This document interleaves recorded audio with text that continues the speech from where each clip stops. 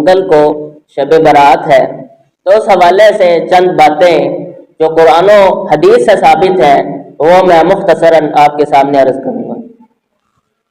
اس رات کی عبادت میں چند باتیں میں عرض کروں گا جو قرآن و حدیث سے ثابت ہیں، اور جو بدعات اور رسومات ہیں ان کو ذکر کر کے ان کا رد کروں گا انشاءاللہ قرآن و حدیث کی روشنی میں۔ سب سے پہلی بات یہ ہے کہ حدیث میں آیا کہ ایک رات حضور اقدس صلی اللہ علیہ وسلم سرکار دو جہاں ہم سب کی آنکھوں کی ٹھنڈک حضرت عائشہ رضی اللہ تعالی عنہ کے پاس تشریف فرما تھے۔ نبی علیہ السلام کی ایک روایت کے مطابق 9 بیویاں تھیں اور ایک روایت کے مطابق 11 بیویاں تھیں۔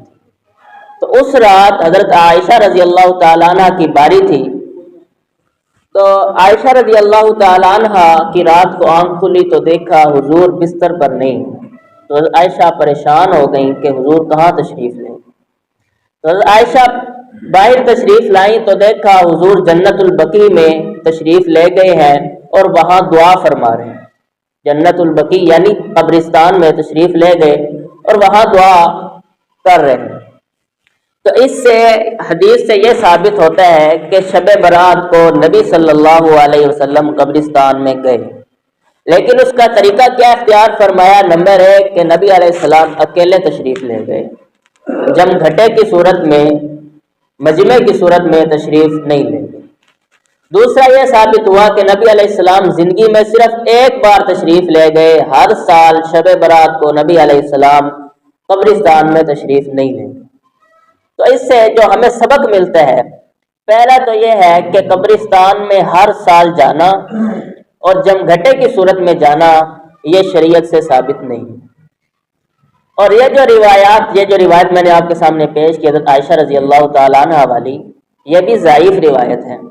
شب برات کے بارے میں جتنی بھی روایات ہیں اکثر ہے تو ضعیف، لیکن ان کی تعداد بہت زیادہ ہے، جس کی وجہ سے وہ حسن درجے میں ہو سکتی ہیں، جن کی وجہ سے ہم ان سے دلیل حاصل کر سکتے ہیں۔ تو بہرحال پہلا اصول یہ ملا کہ قبرستان میں اگر آپ نے جانا ہے تو آپ اکیلے تشریف لے جائیں، مجمع کی صورت میں نہ جائیں۔ دوسرا یہ سبق ملا کہ قبرستان میں چراغاں کرنا شب برات کو یہ بھی حدیث سے ثابت نہیں ہے۔ شب برات کے متعلق جتنے بھی احکامات ہمیں ملتے ہیں وہ قرآن پاک سے نہیں ملتے، وہ احادیث سے ملتے ہیں۔ تو احادیث سے جو ملا کہ قبرستان میں اکیلے جانا ہے، وہاں چراغاں نہیں کرنا، اور اگر آپ نے جانا ہے سنت پر عمل کرنا ہے تو زندگی میں صرف ایک مرتبہ نبی علیہ السلام تشریف لے گئے، تو آپ بھی زندگی میں ایک بار تشریف لے جائیں، یہ سنت عمل ہے۔